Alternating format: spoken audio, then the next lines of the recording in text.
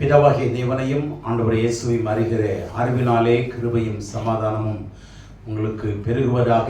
இந்த நல்ல நாளிலே கர்த்தருடைய சன்னிதானத்திலே கொண்டு வந்திருக்கிற தேவன் மாத்திரமே உயர்ந்தவர். அவர் ஒருவரே நமக்கு ஜீவனையும் பலனையும் சுகத்தையும் கொடுத்து இந்த வருடத்தின் 18 நாட்களை கடந்து இந்த 19வது நாளிலும் தேவன் நம்மை கொண்டு வந்ததுக்காக தேவனுக்கு நாம் நன்றியுள்ளவர்களாய் வாழ வேண்டும். இன்றைக்கும் கர்த்தருடைய செய்தியை கர்த்தருடைய இருதயத்தில் வைத்த வார்த்தைகள் உங்களோடு கூட பகிர்ந்து கொள்ள விரும்புகிறேன்.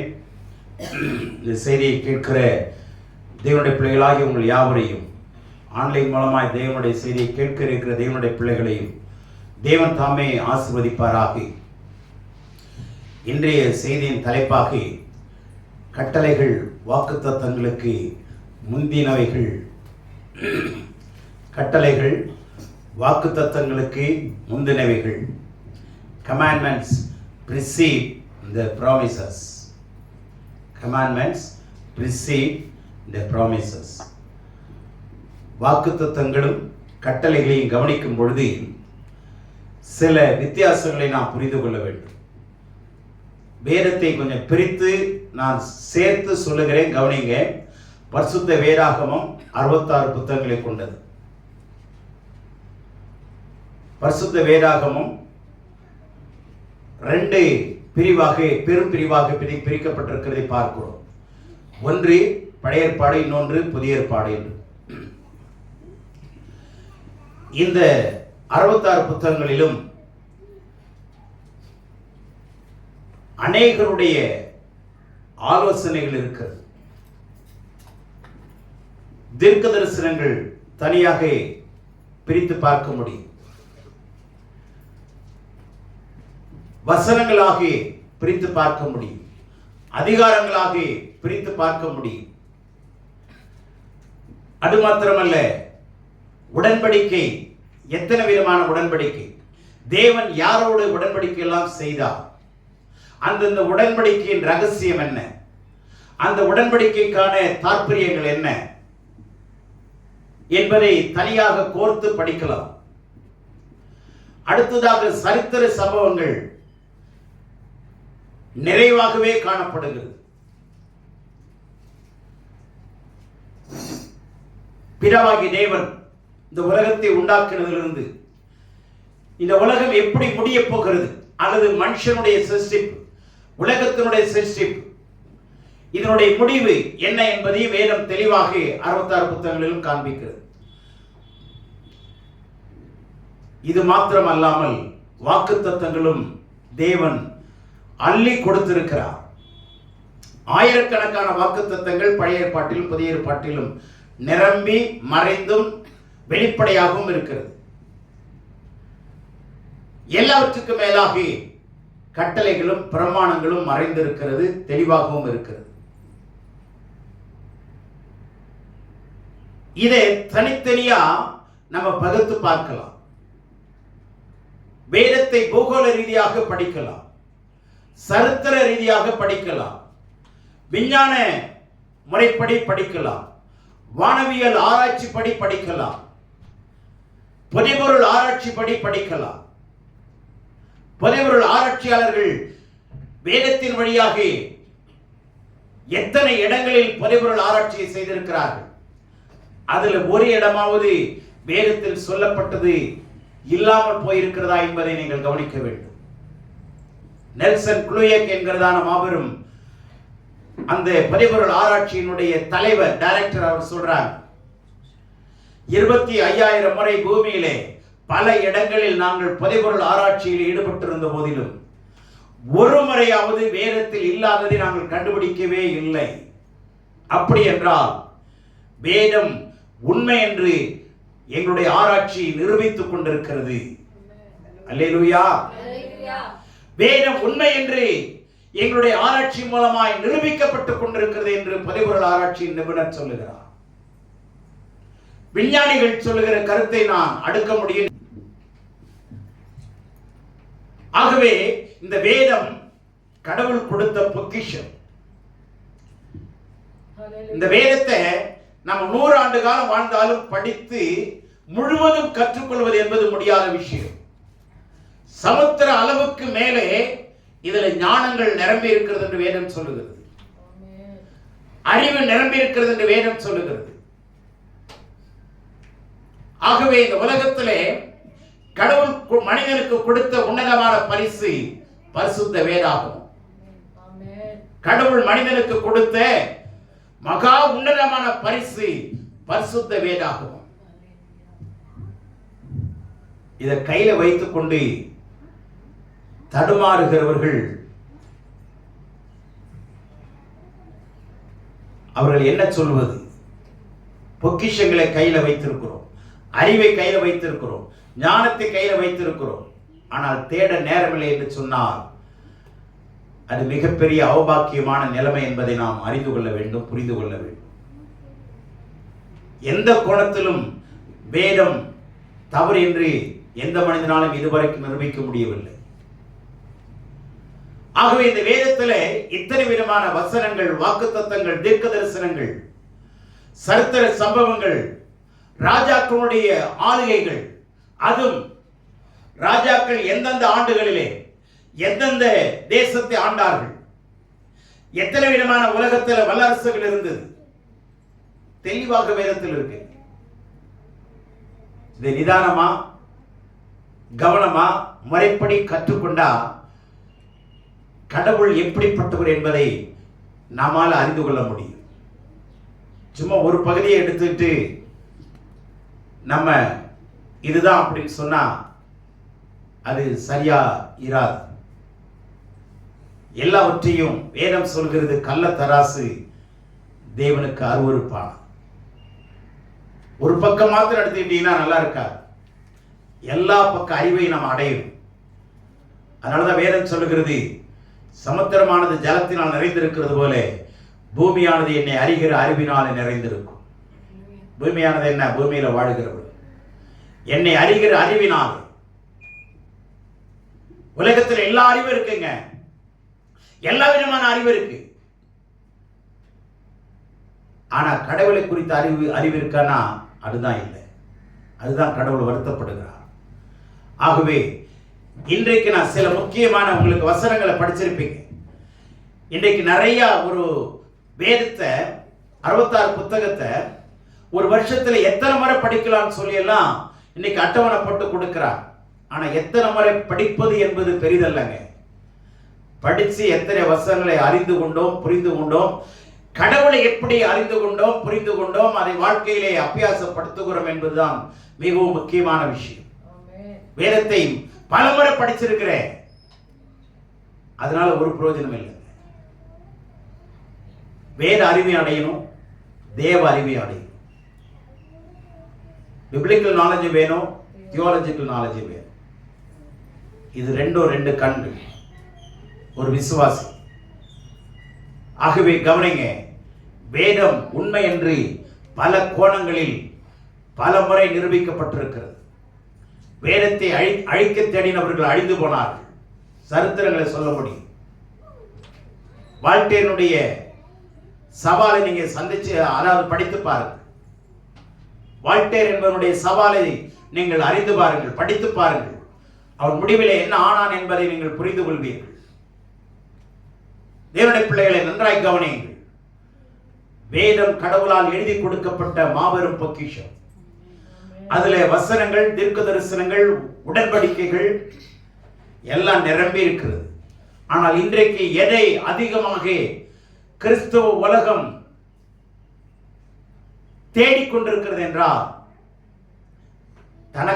தங்களுக்கான வாக்குத்தத்தங்கள், அதுவும் ஆசீர்வாதமான வாக்குத்தத்தங்கள்.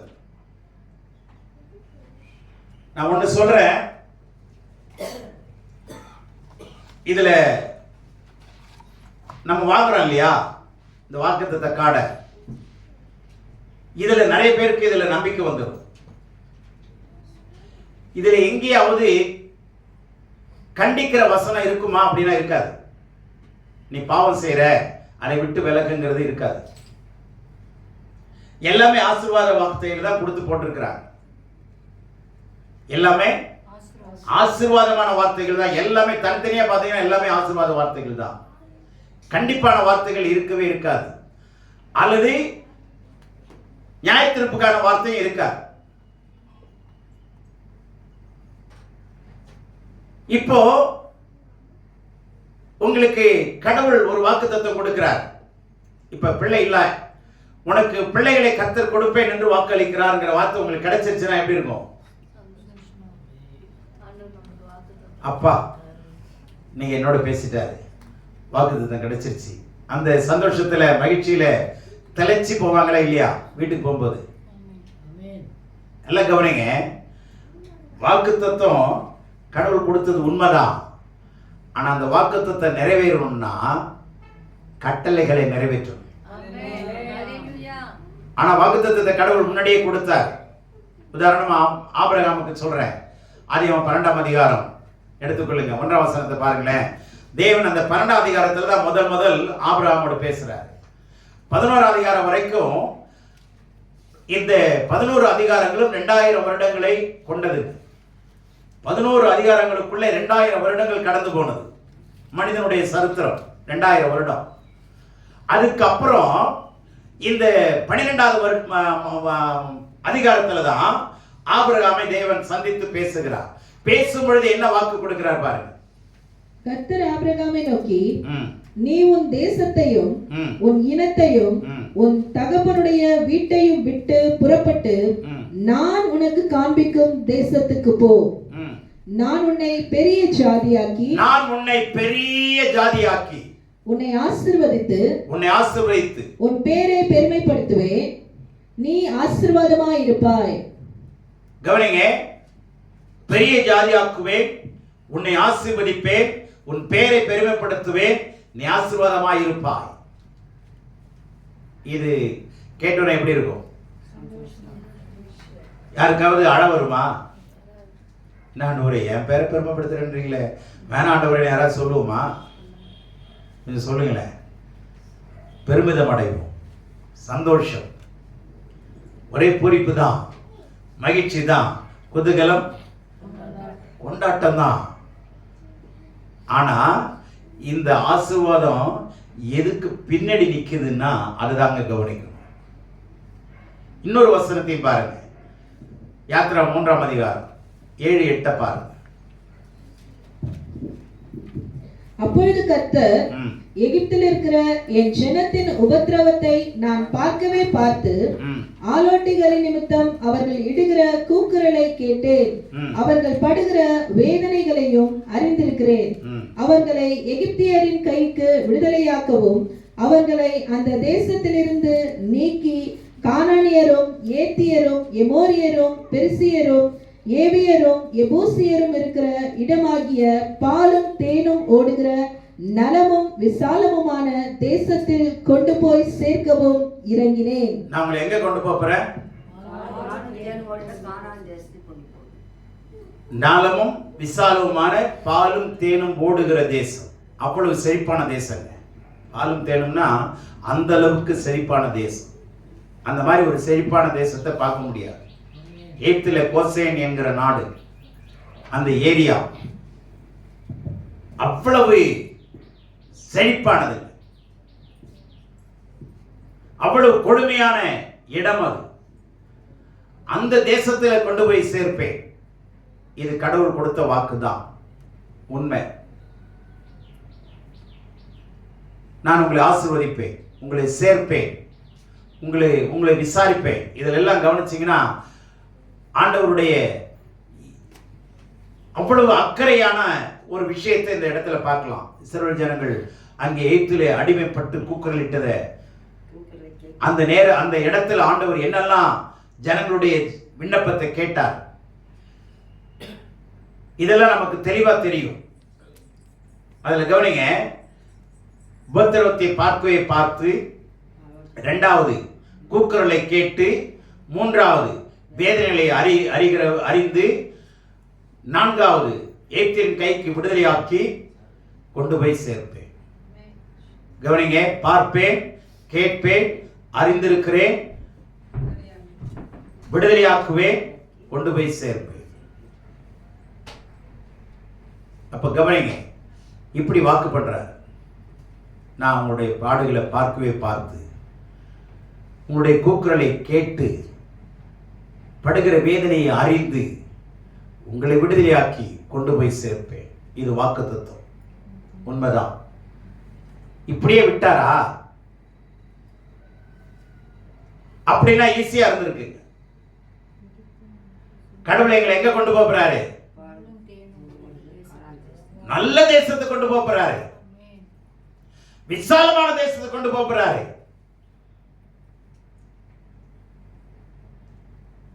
இப்போ கவர்மெண்ட் உங்களை ஒரு குடும்பத்தை மாத்திரம் தேர்ந்தெடுத்து மிகவும் செழிப்பான பெட்ரோல் நிறைந்த அரப் கண்ட்ரிக்கு கொண்டு போய் உங்களை அங்க ஒரு வேலைக்கு குடும்பமா கொண்டு போறோம். $1,000 உங்க வீட்டுக்கு உங்களுக்கு சம்பளமா கொடுக்க போறோம். அத்தனை பேருக்கும் உங்களுக்கு சாப்பாடு ஃப்ரீ, வீடு ஃப்ரீ, எல்லாமே ஃப்ரீ, போக்குவரத்துக்கான வாகன வசதி எல்லாத்தையும் கொடுத்துடுறோம். நீங்க குடும்பமா போய் அங்க தங்கி வேலை செய்யுங்க, $1,000 கொடுக்குறோம் அப்படின்னா சந்தோஷமா இருக்குமா இல்லையா? சாட்சி சொல்லுவோமா இல்லையா?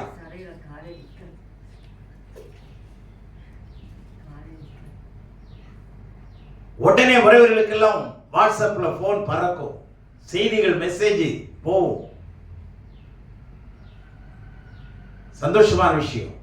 ஆனா கவர்மெண்ட் உங்களை தேர்ந்தெடுத்தது உண்மைதான், உங்களுக்கு ஆர்டர் கொடுத்தது உண்மைதான், கொண்டு போக போறது உண்மைதான். ஆனா நீங்க செய்ய வேண்டிய வேலை என்ன தெரியுமா? நிபந்தனை என்னங்க? பாஸ்போர்ட் எடுக்கணும், விசா கையில வாங்கணும், டிக்கெட்டை கவர்மெண்ட் கொடுத்தாலும் டிக்கெட்டை போய் ரிசீவ் பண்ணணும். என்ன முதலமைச்சர் அவர்களே, என்னை தேர்ந்தெடுத்ததை குறித்து மிகுந்த சந்தோஷம் அடைகிறேன். விசாவை நீரே தருவீராக, பாஸ்போர்ட் நீங்களே எடுத்து தருவீராக, டிக்கெட்டை வாங்கி கொண்டாந்து என் கையில கொடுப்பீராகன்னா எப்படி இருக்கும்? அப்படின்னா நீ ஒன்றும் செய்ய மாட்டேன்ல, அப்ப அங்க போய் நீ அங்கேயும் வேலை செய்ய மாட்டேன், நீங்க நிறுத்திடுவாங்க. இப்ப புரியுதா? இதுதான் கடவுள். அவர் புறப்பட்டு 3வது மாதத்திலே எத்தனாவது நாள்? 90வது நாள்ல இப்ப யாத்திராகமம் 19ஆம் அதிகாரத்துக்கு வா.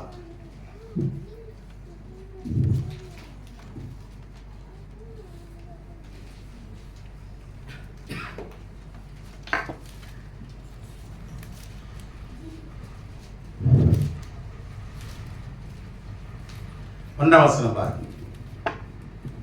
இஸ்ரவேல் புத்திரர் எகிப்து தேசத்திலிருந்து புறப்பட்ட 3ஆம் மாதம் 1ஆம் நாளிலே. 3ஆம் மாதம் 1ஆம் நாளிலே. ஆமா, 3ஆம் மாதம் 1ஆம் நாளிலே. இப்ப கவனிங்க, 3ஆம் மாதம் 1ஆம் தேதி. அப்போ என்ன சொல்ல வர்றாருன்னா, இங்க தெளிவா மாதத்தையும் கொடுக்கிறாரு. புறப்பட்ட நாள் எவ்வளவு நாள்ல நீங்க வந்து சேர்றாங்கன்னு சொல்றாரு. அப்போ 3வது மாதம் 1ஆம் நாளிலே இப்போ மோசேயை கூப்பிடுறார். மோசேயை கூப்பிட்டு நீ அங்க நிறைய காரியங்களை சொல்றாருங்க, நீங்க படிச்சு பாருங்க. ஜனங்களுக்கும் சொல்றாரு, ஆரோனை பத்தி சொல்றாரு, அங்க யோசுவா பத்தி வருது, ஆரோனுடைய குமாரனை பத்தி கட்டளை கொடுக்கிறார். ஜனங்களை நீ போய் பரிசுத்தம் பண்ணுன்றார். இந்த 19ஆம் அதிகாரத்துல பாத்தீங்கன்னா அவங்களை போய் பரிசுத்தப்படுத்து. ஏத்தேருக்கு நான் செய்ததையும் நான் உங்களை கழுகுனுடைய செட்டைகளின் கீழ் சுமந்து, செட்டைகளின் மேல் சுமந்து உங்களை என்னண்டையில் சேர்த்துக் கொண்டதை நீங்கள் கண்டிருக்கிறீர்கள். 5ஆம் வசனம் 19:5. இப்பொழுது நீங்கள் என் வாக்கை உள்ளபடி கேட்டு என் உடன்படிக்கையை கை கொள்வீர்களானால் சகல ஜனங்களில் நீங்களே எனக்கு சொந்த சம்பத்தாயிருப்பீர்கள், பூமி எல்லாம் என்னுடையது. இப்படி சொல்லி ஜனங்களை பரிசுத்தப்படுத்த சொல்றார். வழிகளிலே கரைப்பட்டு போயிருக்கிறார், வழியிலே பாவம் அவங்களை சூழ்ந்து கொண்டிருக்கிறது. ஆகவே உங்களை வாக்கு பண்ணினது உண்மைதான், கொண்டு போய் சேர்ப்பேன் சொன்னது உண்மைதான். ஆண்டவர் என்றைக்கு மாறுகிறவர் அல்ல. அவர் கொடுத்த வாக்கை நிறைவேற்றாமல் போனதும் இல்லை. தேவரை நினைத்தது தடைபடாது. தேவரின் சகலத்தையும் செய்ய வல்லவர். அவர் சொன்னவர் உண்மை உள்ளவர். வாயால் சொன்னதை கையால் நிறைவேற்றுகிறவர். அவர் பொய் சொல்ல ஒரு மனிதர் அல்ல. மனம் மாறுவதற்கு மனுபுத்திரனும் அல்ல. உண்மை. ஆனால் ஆண்டவர் இந்த 3வது மாதத்தின் முதல் நாளிலே கொண்டு வந்து ஜனங்களை சுத்தப்படுத்தி, நான் வித்தியாசமான விஷயத்தை நான் உங்களுக்கு கொடுக்க போகிறேன். அல்லேலூயா. உங்களை சார்ஜ் பண்ண போறேன். கொண்டு போய் சேர்ப்பேன்னு சொன்னல, அதுக்கு அடிப்படையா நான் என்ன கொடுக்க போறேன்னா சட்டங்களை கொடுக்க போகிறேன். சீனாய் மலைக்கு ஏறி வா. இந்த 19ஆம் அதிகாரத்தில் 2 முறை ஏறி வந்துட்டார், ஏறி இறங்கிட்டார். 19ஆம் அதிகாரத்தில் 3ஆம் வசனத்தில் ஏறாரு, 14ஆம் வசனத்தில் இறங்குறார். 19ஆவது அதிகாரத்தினுடைய 20வது வசனத்தில் மறுபடியும் மலை மேலே ஏறுகிறார். 24ல மறுபடியும் இறங்குகிறார். என்ன நடக்குதுன்னா, இங்கிருந்து ஜனங்களுடைய விண்ணப்பங்களை கடவுள்கிட்ட போய் சொல்றாரு. கடவுள் சொல்றதை மறுபடியும் 14 கீழே இறங்கி வந்து ஜனங்கள்கிட்ட சொல்றாரு. மறுபடியும் 20ல மேலே ஏறி ஆண்டவர்கிட்ட சொல்றாரு. மறுபடியும் ஆண்டவர் சொன்னதை கொண்டு வந்து 24வது வசனத்துல இறங்கி வந்து மறுபடியும் ஜனங்களுக்கு சொல்லுகிறார். நீங்க அதை கவனிச்சு பார்த்தீங்கன்னா எத்தனை முறை ஏறி இருக்காரு மலை. மலை ஏறுகிற அனுபவங்கிறது வித்தியாசமான ஒரு அனுபவம். மலை ஏறி இறங்கி பாருங்க, உங்க உடம்பு எப்படி இருக்குன்னு பாருங்க. கர்த்தருடைய வார்த்தையை கேட்டு பாருங்க, உங்க உள்ள எப்படி மாறும்னு பாருங்க. உடம்பும் மாறிடும், உள்ளமும் மாறிடும். ரெண்டும் மாறிச்சுன்னா உங்க இல்லமும் மாறும். இல்லைன்னா வாயும் மாறாது, வயிறும் மாறாது. ரெண்டும் உப்பி போயிடும். நீங்க மலை ஏறி பாருங்களேன், உடம்பு எவ்வளவு ஆரோக்கியமா இருக்கு பாருங்க. இவர் எத்தனை முறை ஏறி இறங்குற, ஒரே அதிகாரத்தில் 2 முறை பார்த்தது 2 முறை மாதிரி இருக்கும். ஆனா 3வது முறை ஏறுறாரு. 20ஆம் அதிகாரம் வரும்போது 3வது முறை மறுபடியும் மேலே போறாரு. ஆனா அது சொல்லப்படலை. இறங்கினது மாத்திரம் இருக்குது. அப்படின்னா ஏறி இருக்கிறதானே அர்த்தம். திரும்பி மேலே போனா தானே 20ஆம் அதிகாரத்தில் ஒரு சட்டங்களை கற்பனைகளை கொடுக்க முடியும் கடவுளே. அப்ப கவனிங்க, ஒரு தேவ மனுஷன் எத்தனை தடவை பிரயாசப்பட்டிருக்கிறார். இவங்களை உட்கார வச்சுட்டு சுகமா நீங்க கீழே உட்காருங்க, மலையை சுத்தி இருங்க, நீங்க உங்களை பரிசுத்தமா பார்த்துக்குங்க, நான் போயிட்டு கர்த்தருடைய வார்த்தையை கேட்டுட்டு வரேன்னு சொல்லும்போது எவ்வளவு பக்குவமா ஆண்டவர் இந்த ஜனங்களை என்ன அழகா நேர்த்தியா நடத்திட்டு வர்றாரு பாருங்க. அப்போ 3 விதமான விஷயம் நல்லா கவனிங்க. ஆண்டவர் என்ன சொல்றாரு, ஆபிரகாமுக்கு திரளான ஜனங்களை நான் கொடுப்பேன். இப்ப ஜனங்கள் திரளான ஜனங்களை கூடனா ஒரு தேசமா மாறணுமா இல்லையா? சொல்லுங்க, ஒரு தேசமா மாறுமா இல்லையா? அப்ப கவனிங்க, ஒரு தேசமா மாறணும்னா அவங்களை வழி நடத்துறதுக்கு சட்டங்கள் இருக்கும். எந்த ஒரு ராஜாவும் சட்டங்கள் இல்லாமல் ஆள முடியாது. எந்த ஒரு அரசும் சட்டங்கள் இல்லாம என்ன பண்ண முடியாது, தேசத்தை ஒழுங்கு முறைப்படி ஆள முடியாது. ஒழுங்குகள் சட்டங்கள் சீர்கேடு அடைஞ்சதுன்னா தேசத்தில் ஆபத்து தான். சட்ட சீர்கேடு வந்து போனதுன்னு அடிக்கடி பேசிக்கிறாங்க இல்லையா? இப்ப சட்டங்கள் சரியாய் பரிபாலிக்கப்பட வேண்டும். அப்ப சட்டங்கள் இருந்தாதான் ஜனங்கள் ஆளப்பட முடியும். அப்பதான் தேசம் ஒழுங்கா இருக்கும். இதை அறிந்ததுனாலதான் ஆண்டவர் பாருங்க 3 விஷயத்தை அங்க நம்ம பார்க்கலாம். என்ன? பீப்புள், முதல்ல ஜனங்களை பார்த்து சொல்றார், திரளாய் ஆக்குவேன். 2வது லா, இந்த ஜனங்களுக்கு சட்டங்களை கொடுப்பேன். 3வது இவங்களுக்கு land. People, law and land எல்லாம் அழகா கொண்டு வர்றார் பாருங்க. ஜனங்களை வழி நடத்தணும், அதை கொண்டு போய் லேண்டில் கொண்டு போய் சேர்க்கணும். லேண்ட் ஆகணும். பிளைட் எங்க ஏறினா என்ன ஆகணும்? ஆமா, லேண்ட் ஆகணும். அப்ப லேண்ட் ஆகணும்னா நடுவுல சட்ட ரீதியா பறக்கணும். இந்த டைரக்ஷன்ல தான் பறக்கணும். இந்த கட்டுப்பாட்டுக்குள்ள தான் பறக்கணும். இந்த சென்னையில புறப்பட்டுச்சுன்னா சென்னையினுடைய கட்டுப்பாடு ஓரளவு தூரம் இருக்கும். அதுக்கப்புறம் கொஞ்சம் அந்த அவர்களுக்கு கொடுக்கப்பட்ட திட்டங்கள் வழியாக அது பறந்து கொண்டே இருக்க வேண்டும். அங்கேயும் சட்டம் இருக்கு. பிறகு எந்த தேசம் போகிறோ அந்த தேசத்தினுடைய கமாண்ட்ல அங்க வரும் பைலட். அதை கேட்கணும், அவன் இறங்கலாமா வேண்டாமா? இல்ல இப்ப இறங்காது, வெயிட் பண்ணு, பைலட்டுக்கு கம்யூனிகேஷன் வந்துகிட்டே இருக்கும். அப்ப சட்ட திட்டங்கள் படி பறந்தாதான் என்ன பண்ண முடியும், சேஃப் லேண்டிங் ஆகும். அதனால நல்ல கவனிங்க. ஆண்டவர் பாருங்க 3 விஷயம், பீப்புள், லா அண்ட் லேண்ட். ஜனங்கள், சட்டம், தேசம். இப்ப உருவாச்சு பாத்தீங்களா? அப்போ ஒரு தேசத்தை கொண்டு வரணும்னா நடுவில் என்னதான் கொண்டு வரணும், சட்டங்கள், கற்பனைகள். இந்த கற்பனை மாத்திரம் இல்லைன்னா ஜனங்கள் போய் என்ன பண்ணிருக்க முடியாது, லேண்டா இருக்க முடியாது. ஆகவே இந்த கவனிங்க, இதில் 6 லட்சம் புருஷர்கள் போனார்கள், மனைமார்கள் தவிர, அல்லது குழந்தைகள்லாம் கணக்கிடல, ஆடு மாடுகள். ஆக 30 லட்சத்துக்கு மேல கணக்கிடப்படுகிறது. இத்தனை லட்சம் ஜனங்களும் வனாந்தர வழியாக நடத்தி கொண்டு வந்தார். வனாந்தர மார்க்கம், ஆகாய மார்க்கம் அல்ல, ரோடு மார்க்கம் அல்ல. கடவுளுடைய வழி எப்பொழுதுமே வித்தியாசமான வழிங்க. அவர் வழி எப்பொழுதுமே தனி வழி. ஆண்டவருடைய வழி எப்பொழுதுமே வழி. மனுஷன் சொல்லுவான் என் வழி அது தண்ணி வழி, தண்ணியில இருப்பான், அதனால அவன் தனி வழிமா. ஆண்டவர் என்ன அழகா பக்குவமா பாதுகாத்து வழிநடத்தி வந்தார் தெரியுங்களா? ஒரு குழந்தையை ஒரு தாயை எப்படி பாதுகாக்கிறான், இட்லியை பக்குவமா எடுக்கிற மாதிரி பாதுகாக்கிறான்.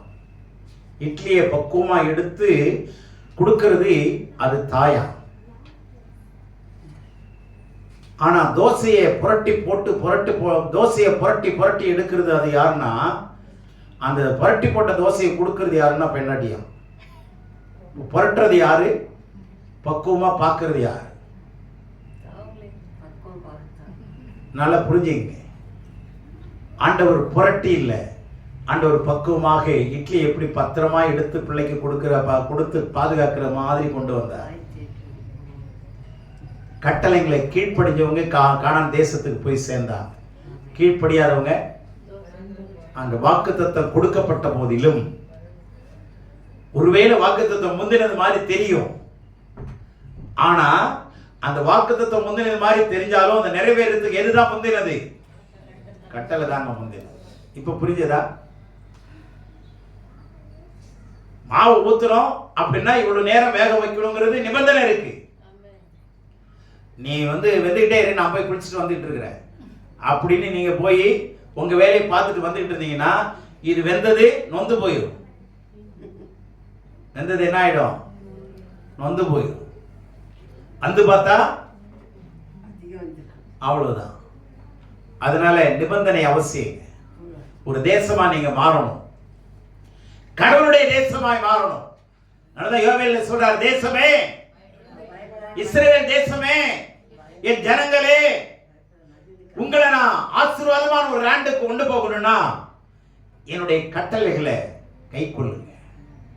கட்டளைகளை ஆண்டவர் எவ்வளவு அழகாக பக்குவமாக ஜனங்களை பாதுகாக்கிறது எதுன்னா, இப்ப வாக்குத்தத்தமா கட்டளையா? பாதுகாக்கிறது வாக்குத்தத்தமா கட்டளையா?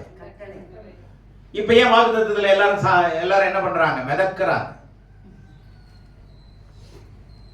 31ஆம் தேதி எதுல சந்தோஷம்னா, மெசேஜில் கூட சந்தோஷம் இல்லைங்க. இதை பார்த்தோன்னே நான் சின்ன வாலிப வயசுல இருக்கும்போது எல்லாருக்கும் ஒவ்வொன்றா நான் கொடுத்துட்டே வந்தேன். பாஸ்டர் கொடுக்க சொன்னாங்க, நான் கொடுத்துட்டே வந்தேன். அதுல ஒருத்தருக்கு நான் கொடுக்கும்போது பார்த்துட்டேன், உன் இருதயத்தின் அகந்தை உன்னை அழிய பண்ணுங்கிறதுன்னு போட்டுருந்துச்சு. நான் பார்த்துட்டேன். அவங்க எடுத்துட்டாங்க. அதை படிச்சுட்டு அபுக்குனுச்சு அவங்களுக்கு. அப்படியே என்கிட்ட கொடுத்துட்டு வேற ஒன்று வாங்கினாங்க. அதுவும் அதே மாதிரி இருந்துச்சு. இப்போ எப்படி இருக்கும் அவங்களுக்கு? அதனால வாக்குத்தத்தத்தை நம்பி வாழுங்க, வேணான்னு சொல்லல. ஆனா அது நிறைவேறணும்னா கட்டளை வேணும்.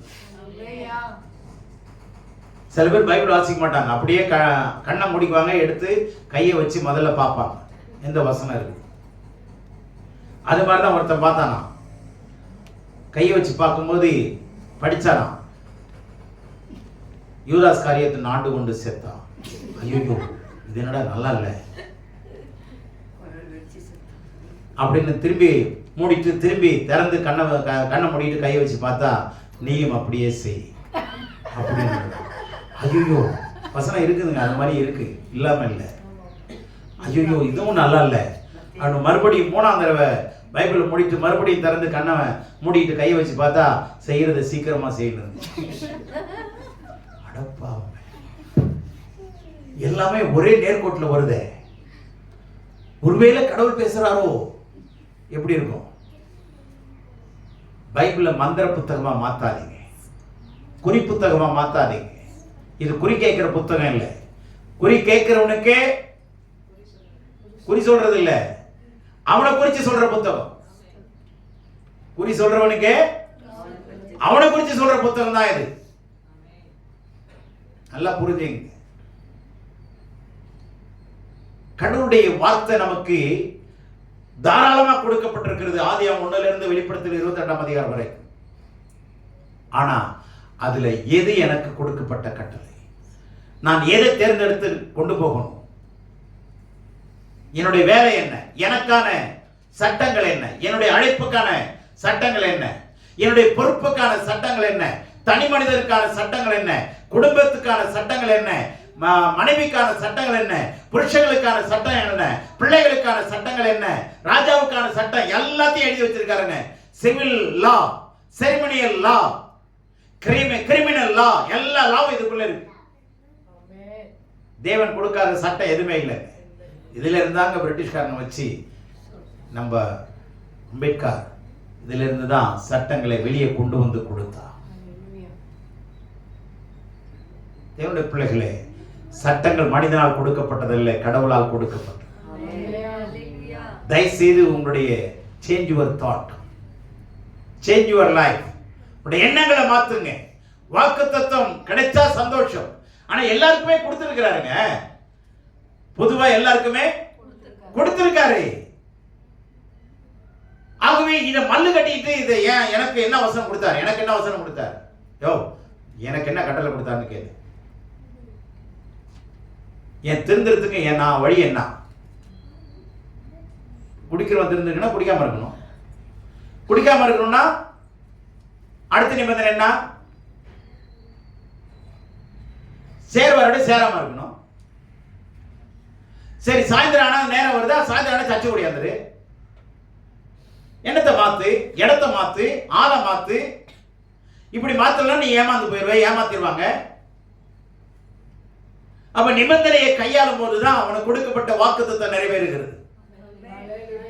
ஆகவே மறைமுகமாக நிபந்தனைக்கு முன்னானது எது? சாரி, உறுதிமொழிகளுக்கு, வாக்குறுதிகளுக்கு அல்லது வாக்குத்தத்தங்களுக்கு முன்னானது எது? கட்டளைகள், கற்பனைகள். புரிந்து கொள்ளுங்க. கட்டளை இல்லாம கானானுக்கு போயிருக்கவே முடியாது. கட்டளைகள் அவசியம். அந்த கட்டளைகளும் நிபந்தனைகளும் எதுக்குள்ள இருக்குன்னா உபதேசத்துக்குள்ள இருக்கு. எதுக்குள்ள இருக்கு? ஆமா, 2 தீமோத்தேயு 3:16 படிங்க. கட்டளைகளும் உபதேசங்களும் என்ன, உபதேசத்துக்குள்ள என்ன இருக்கு அப்படின்னு நீங்க கொஞ்சம் ஆழமா படிச்சீங்கன்னா 2 தீமோத்தேயு வேத வாக்கியங்கள் எல்லாம் தேவ ஆவியினால் அருளப்பட்டிருக்கிறது.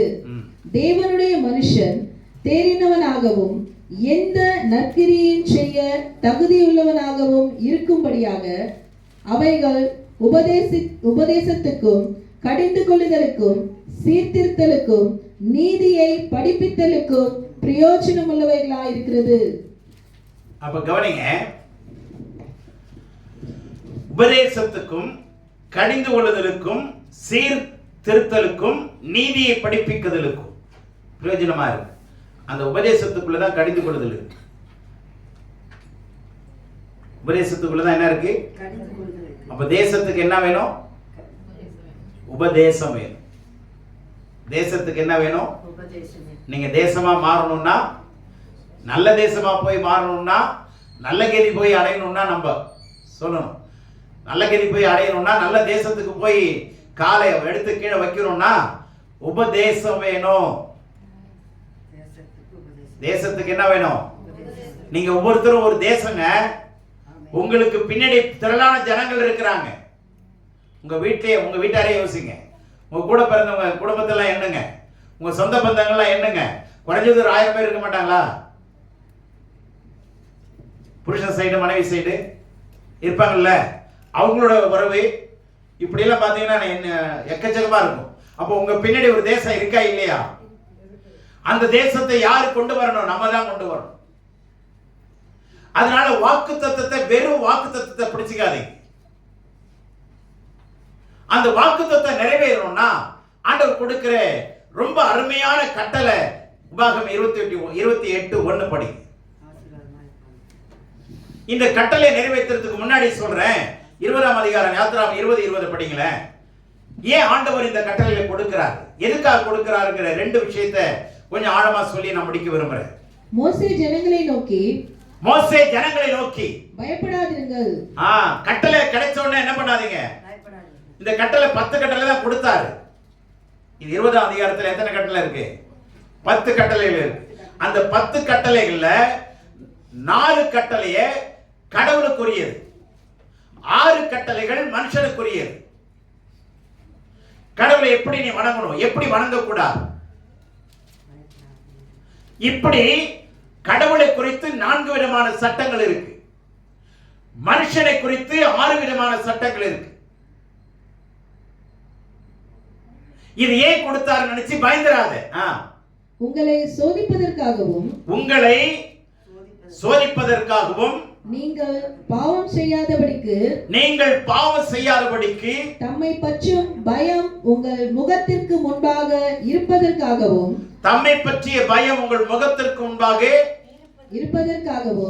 இருப்பதற்காகவும் தேவன் எழுந்தருளினார் என்றான். அல்லேலூயா. ஆமா, நல்ல கவனிங்க.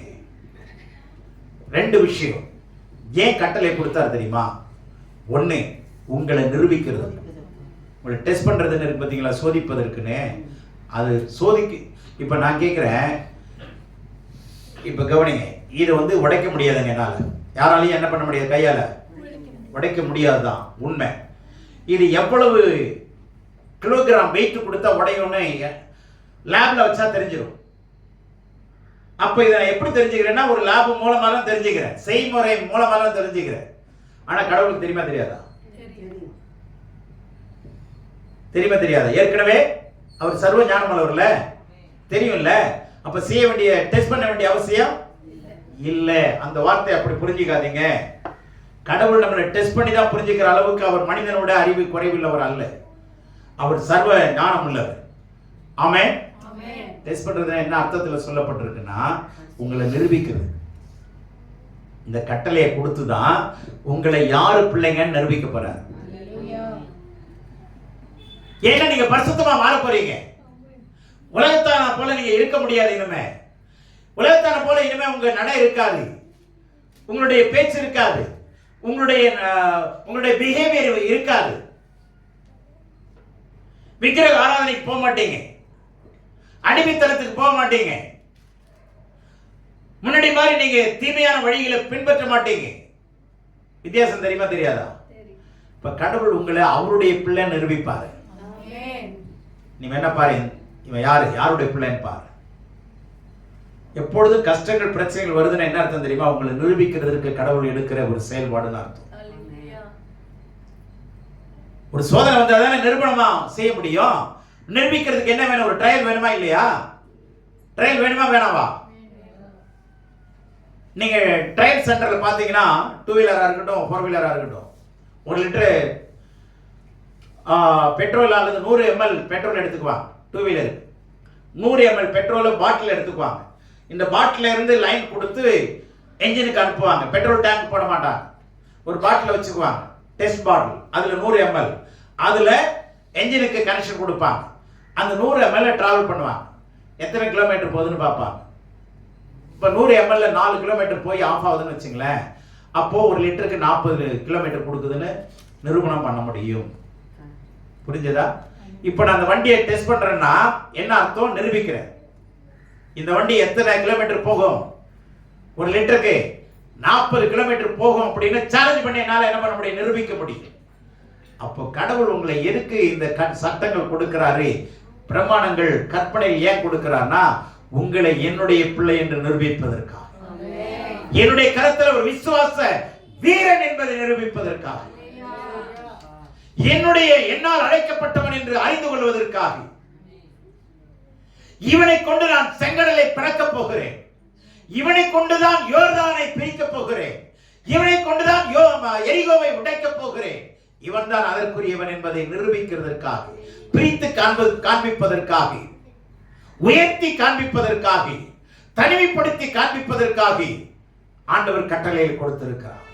அல்லேலூயா. அடுத்ததாக கர்த்தருக்கு பயப்படுகிற பயம் என்னது என்று நீங்க கட்டளை மூலமா தான் தெரிந்து கொள்ள முடியும். கர்த்தர் யார், இந்த கட்டளை நிறைவேற்ற என்ன நடக்குது. அப்போ ஒரு மேனேஜர் ஒரு ஆலோசனை கொடுக்கிறாருன்னா அவங்களுக்கு புரியாம இருக்கும். அப்ப சொல்லுவாரு, ஹலோ டூ வாட் ஐ சே, நான் சொல்றதை செய்ய, அதுக்கப்புறம் புரிஞ்சுக்குவேன். சொல்லுவாங்களா இல்லையா? உனக்கு புரியலன்னா பரவாயில்ல, நான் சொல்றதை செய். செஞ்சு பார்த்தோன்னே, சார் என்ன சார் இதுக்கு தான் நான் உனக்கு சொன்னேன், முதல்ல புரியல உனக்கு, அதனால தான் சொன்னேன். அப்போ அவனுக்கு பயப்படுவீங்க. புரிஞ்சதா? அப்போ கடவுளுக்கு பயப்படுகிற பயம் எப்போ வரும்னா, கட்டளையின் வழியாக தான் கடவுளுக்கு பயப்படுகிற பயத்தை கண்டுபிடிக்க முடியும். கட்டளே இல்லை, நோம்பு கும்பிடலாம், எப்போ வேணாலும் வரலாம், எப்போ வேணாலும் போகலாம், எதை வேணாலும் செய்யலாம், எதை வேணாலும் ஆண்டவர் கண்டுக்க மாட்டாரு, அவர் எல்லாத்தையும் மன்னிக்கிறவர், அதனால நம்ம தப்பு பண்ணாலும் மன்னிப்பு கேட்டுட்டு உட்காந்துருக்கலாம் அப்படின்னு சொல்லி போற போக்கில் நம்ம போயிட்டே இருந்தோம்னா கடவுளை பற்றி அறிய முடியாது, நம்ம பற்றியும் கடவுள் ஜனங்கள் அறிய மாட்டார். ரெண்டு வழியில நிரூபிப்பார். ஒன்று, நீங்க யாருங்கிறத கடவுள் நிரூபிப்பார். ரெண்டாவது, கட்டளையை கை கொண்டீங்கன்னா, இன்னொரு பாயிண்ட் சொல்றேன், மறைமுகமா இருக்கிறத, கடவுள் யாருன்னு நீங்க நிரூபிப்பீங்க. அல்லேலூயா சொல்லுவோமா? கடவுள் யாருன்னு நீங்க இந்த உலகத்துல உங்க வாழ்க்கையின் வழியாக, வார்த்தையின் வழியாக, செயல்பாட்டின் வழியாக, சாட்சியின் வழியாக நீங்க கடவுள் யார் தான் உண்மை உள்ளவர்கிறத என்ன பண்ண முடியும்? இல்லைன்னா வாயில வடை சுட்டுட்டே இருக்கலாம், அது வேலைக்கே ஆகாது. அதை வடை விற்க முடியும்? முடி வச்சு வீங்களும் பார்க்கலாம், விற்கவே முடியாது. தேவனுடைய பிள்ளைகள் நல்லா கவனிங்க. கட்டளைகளை கை கொள்வதனால ரெண்டு விஷயம், நீங்க யாருங்கிறத கர்த்தர் நிரூபிப்பார், கர்த்தர் யாருங்கிறத நீங்க நிரூபிக்க முடியும். ரெண்டு பேரும் நிரூபிச்சாங்களா இல்லையா? யோசுவாவும் காலேபும் கர்த்தரின் கட்டளையின்படி உண்மையாய் உத்தமமாய் அவரை பின்பற்றினவர்கள் எங்க போய் சேர்ந்தாங்க? பாலும் தேனும் நலமும் விசாலமான தேசத்தில் கொண்டு போய் சேர்ந்தாங்களா இல்லையா? அப்ப கவனிங்க, அவ வாக்குத்தத்தம் அவசியமா, கட்டளை அவசியமா? இதுதான் 28:1 சொல்லி முடிக்குது. படிங்க, உபாகமம் 28:1. இன்று நான் உனக்கு விதிக்கிற உன் தேவனாகிய கர்த்தருடைய கட்டளைகளின் படியெல்லாம் செய்ய நீ கவனமாய் இருக்கும்படிக்கு அவர் சத்தத்திற்கு உண்மையாய் செவி கொடுப்பாயானால் உன் தேவனாகிய கர்த்தர் பூமியில் உள்ள சகல ஜாதிகளிலும் உன்னை மேன்மையாக வைப்பார். நீ உன் தேவனாகிய கர்த்தரின் சத்தத்துக்கு செவி கொடுக்கும் போது இப்பொழுது சொல்லப்படும் ஆசீர்வாதங்கள் எல்லாம் உன்மேல் வந்து உனக்கு பலிக்கும். நல்லா கவனிங்க, உன்மேல் வந்து உனக்கு பலிக்கும். உன்மேல் வந்து, எல்லாரும் சொல்லுங்க, என்மேல் வந்து எனக்கு பலிக்கும். என்மேல் வந்து எனக்கு பலிக்கும். இப்படி சொல்லுங்க, என்மேல் வந்து எனக்கு பலிக்கும். பக்கத்துல சொல்லுங்க, உங்க மேல் வந்து உங்களுக்கு பலிக்கும். கை கொடுத்து தான் சொல்லுங்களேன், என்னை தொட்டுட்டா ஏதாவது வந்துருமா என்ன? ஆமா, உற்சாகப்படுத்து. ஆனா அதுல என்ன? கட்டளையின்படி எல்லாம் செய்ய நீ கவனமாயிருக்கும். செய்ய கவனமாயிரு.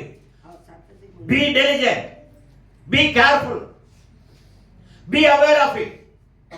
கவனமாயிரு, எச்சரிக்கையாயிரு, ஜாக்கிரதையாயிரு. சத்தத்துக்கு உண்மையாய் செவி கொடுப்பாயானால் நான் கீழ்ப்படிவாயான்னு அர்த்தம். அந்த வார்த்தை கீழ்ப்படிவாயானால் சகல ஜாதிகள் உன்னை மேன்மையாக வைப்பார்.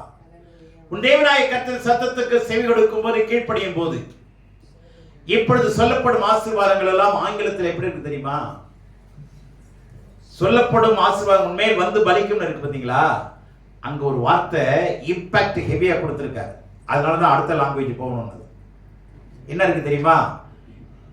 இது உன்னை ஓவர்டேக் பண்ணி வந்து முன்னாடி நிக்குமா? ஓவர்டேக் பண்ணணும்னு இருக்கு. இந்த ஆசீர்வாதம்லாம் உன்னை தாண்டி வந்து உனக்கு முன்னாடி வந்து நிக்கும். புரிஞ்சுச்சா? நீ தேட வேண்டியதில்லை. ஆசீர்வாதத்துக்கா ஜெபம் பண்ணாத. ஜெபம் பண்ண வேண்டிய அவசியம் இல்லை. எது அவசியம் தெரியுமா? கட்டளை அறியணும், அதுக்கு கீழ்ப்படியும். செஞ்சிட்டேன்னா அதுவே உனக்கு வேண்டிய எல்லா ஆசீர்வாதமும் உனக்கு முன்னாடி வந்து நிக்கும்.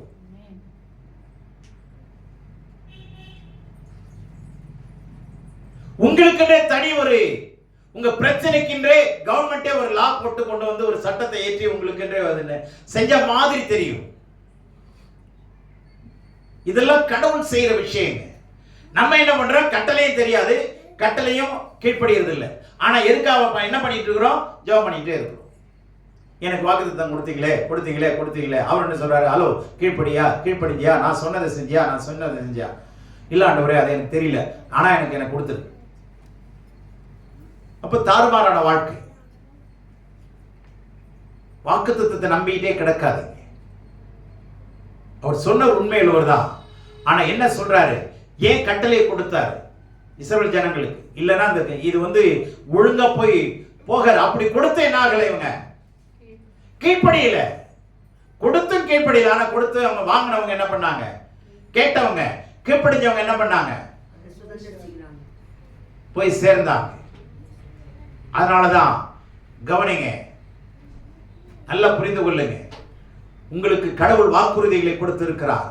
உன்னை மேன்மைப்படுத்துவேன், உன்னை திரளாக்குவேன், உன்னை கைவிட மாட்டேன், உன்னை விடாதிருப்பேன், உன்னை காத்துக்கொள்வேன், உன்னை ஆசீர்வதிப்பேன். திரளான பிராமிசஸ் கடவுள் அள்ளி ஆயிரமா கொடுத்திருக்கிறாரு. ஆனா அதை வச்சுக்கிட்டு நீங்க ஓட்டாதீங்க. அது நடக்கணும், உங்க வாழ்க்கையில நிறைவேறணும்னா நிபந்தனைகள், கண்டிஷனல் பிராமிஸ்.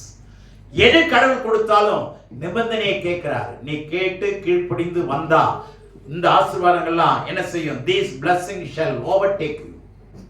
அந்த வார்த்தையை நான் வலியுறுத்தி சொல்றேன். இந்த ஆசீர்வாதம், சொல்லப்பட்ட அத்தனை ஆசீர்வாதமும் என்ன பண்ணும்? ஓவர்டேக் பண்ணி உனக்கு முன்னாடி வந்து நிற்கும். நீ ஏன் தரித்திரமா இருக்கிற? ஏன் தனிமைப்படுத்தப்பட்டிருக்கிற? ஏன் கைவிடப்பட்டிருக்கிற? நிபந்தனையை நீ கை கொள்றது இல்லை. என் கட்டளைகளை கை கொள். இந்த ஆசீர்வாதங்கள் எல்லாம் உண்மையில் வந்து பலிக்கும். எத்தனை ஆசீர்வாதம் 28ஆம் அதிகாரத்தில் படிச்சு பார்த்திருக்கேன். அதே சமயத்துல இந்த வார்த்தையெல்லாம் கேட்டு கீழ்ப்படியவில்லை என்றால் சாபங்கள் உனக்கு முன்பாக நிற்கும். அதுவும் ஓவர்டேக் பண்ணி வரும். நல்லா கவனிச்சுங்க. Be aware of the commandments of God. Be diligent. Be careful of the commandments of God. கடவுளுடைய கட்டளைகள் என்ன என்பதை அறிந்து கொள்ளுங்கள். கவனிங்க, கட்டளை இல்லாம, சட்டங்கள் இல்லாம தேசம் ரன் ஆகாது. நான் இஷ்டப்படி வாழ்வேன், வாழ்ந்துக்கோ. ஆனா முடிவு ஆசீர்வாதமாயிராது. கடவுளுடைய கட்டளையை கை கொள்ளுங்க. அதனாலதான் இந்த தலைப்பினுடைய செய்தியினுடைய தலைப்பு என்ன? கட்டளைகளுக்கு, வாக்குத்தத்தங்களுக்கு முந்தினது கட்டளைகள். உனக்கு வாக்குறுதியை கடவுள் கொடுத்தது உண்மை. ஆனா அது உனக்கு பலிக்கணும்னா என்னுடைய கட்டளைகளையும் பிரமாணங்களையும் கை கொள். இதுதான் நெகேமியா 1ஆம் அதிகாரம் 5ஆம் வசனத்தில் சொல்லுது. உண்மையில் அன்பு கூர்ந்து உடைய கற்பனைகளை கை கொள்ளுகிறவர்களுக்கு, உண்மையிலே அன்பு கூர்ந்து உம்முடைய கற்பனைகளை கை கொள்ளுகிறவர்களுக்கு உடன்படிக்கையும் இரக்கத்தையும், கிருபை இல்லை, உடன்படிக்கையும் இரக்கத்தையும் காக்கிற மகத்துவம் பயங்கரமான தேவன். He is so majestic and terrible God. என்ன அருமையான வார்த்தை. He is so majestic and terrible God to those who love him and keep his commandments. யாரெல்லாம் அவர் அன்பு கூர்றாங்களோ, அன்பு கூர்றதுன்னா என்ன? கட்டளை கை கொள்றது. நான் உங்களை ரொம்ப நேசிக்கிறேங்க, ஆனா நீங்க சொல்றதை ஒண்ணும் கேட்க மாட்டாங்க. அதுக்கு பேர் அன்பு கூர்றதா? சொல்லுங்க. I love you so much sir. உங்களை ரொம்ப எனக்கு பிடிக்கும், ஆனா நீங்க எனக்கு மேனேஜரா இருக்கிறது எனக்கு ரொம்ப சந்தோஷம். ஆனால் நீங்கள் சொல்கிறதெல்லாம் நான் கேட்க மாட்டேன், லேட்டாக தான் வருவேன் அப்படின்னா சந்தோஷமாக இருக்குமா? இன்சென்டிவ் கிடைக்குமா? போனஸ் கிடைக்குமா? சம்பளமே கிடைக்கிறது கஷ்டம். அப்புறம் கையில் ஓலையை கொடுத்துருவா வேலைக்கு பதிலாக. வேலையை வாங்கின உனக்கு அதுக்கப்புறம் என்ன கிடைக்கும்? ஓலை தான் கிடைக்கும். ஓலையை வாங்கிட்டு வேலையை விட்டு போக வேண்டியதுதான். Conditions are very, very essential. Without conditions, you cannot live with the blessings. You cannot be filled with the blessings of God. மாறாக சாபங்களும் பிரச்சனைகளும் குடும்பத்தில் வந்து நிரம்பும். அதனால இன்னைக்கு சபைகளிலே வாக்குத்தத்தங்கள் அள்ளி கொடுக்குறாங்க, ஜனங்கள் திளைத்து போறாங்க. எங்கள் பாஸ்டர் இன்னைக்கு வாக்குத்தத்தம் நல்லா கொடுத்தாரு, சந்தோஷமா இருக்கு. ஆனால் கட்டளை கொடுத்தாருன்னு வச்சுங்களேன், சாப்பாடு இங்கே சாப்பாடு போடுறதுக்கு பதிலாக எல்லாருக்கும் பாவக்காயை செஞ்சு இதை தின்னுட்டு தான் போகணும் அப்படின்னு சொன்னால் எத்தனை பேருக்கு அடுத்த வாரம் வருவீங்க? எத்தனை பேர் வருவாங்கன்னு தெரியாது. பாவக்காய் அவ்வளோ நல்லது, சரிங்களா? அதனால இனி வரவங்களுக்கு பாவக்காய் தான், பாவக்காய் ஜூஸ் தான். நல்லா புரிஞ்சுங்க, ஏன்னா அது நல்லது. வாய்க்கு எது டேஸ்டா இருக்கோ அதுதான் கெட்டதுங்க. வாய்க்கு டேஸ்டா இருந்தா அது பிரச்சனை சரீரத்து, ஆனா வாய்க்கு கசப்பா இருந்தா வயிற்றுக்கு நல்லது. கட்டளை எப்போதுமே கசப்பா தாங்க இருக்கும். ஏய் அங்க போவார், ஏய் ஃபேஸ்புக் பார்க்காரு, ஏய் இதை செய்யாரு அதை செய்யாரு. அட என்னடா எப்ப பார்த்தாலும் இதை செய்யாத போயா போயிடுவான். ஆனா கட்டளையில நிறைவேற்றி பாருங்களேன். நீங்க ஜெபிக்க வேண்டிய அவசியம் இல்லைங்க. ஜெபத்துக்கு எதுக்கு? ஆசீர்வாதத்துக்கு. நல்லா கவனிங்க, ஆசீர்வாதத்துக்கு ஜெபிக்கிறவங்க அறியாதவங்க, புரியாதவங்க, குழந்தைத்தனம் உள்ளவங்க. ஆனா புருஷத்துவம் உள்ளவங்க என்னன்னா, இதை செஞ்சா எனக்கு சம்பளம் வரப்போகுது, ஒழுங்கா அட்டெண்டன்ஸ் வந்தா எனக்கு இன்சென்டிவ் வரப்போகுது. தன்னால வருமா வராதா? தேடி வருமா வராதா? உங்களை நாடி வருமா வராதா? நம்ம தேட வேண்டியது இல்லைங்க, அவர் தேடி வச்சுட்டாரு. எல்லா ஆசீர்வாதத்தையும் தேடி வச்சுட்டாரு. இப்ப சொல்றாரு, மகனே நான் சொல்றதை கொஞ்சம் கேளு. Why didn't you obey? Please kindly take it. Obey my voice. கொஞ்சம் கீழ்ப்படிந்து வாய, கொஞ்சம் கீழ்ப்படிதல காட்ட. I will lift you up. I will set you on the high place. நான் உயர்ந்த அடைக்கலத்தில் உன்னை வைப்பேன். Whatever you lost, definitely I will give you again in future. Amen. Hallelujah. நான் உன்னை ஆசீர்வதிப்பேன். அதனால வாக்குறுதிகளை வச்சுங்க, ஆனா அதுல வச்சு வாழாதீங்க. Don't try to live based on your promises of God, but try to obey. What are the conditions? அதை கவனி, அதை கீழ்ப்படி. இல்லைன்னா ஆசீர்வாதத்துக்கு ஜெபம் பண்ணியே நம்ம செத்துருவோம். அதனால கட்டளைகளை கவனிங்க, கை கொள்ளுங்க. கர்த்தர் தாமே உங்களை ஆசீர்வதிப்பாரா. ஆமென்.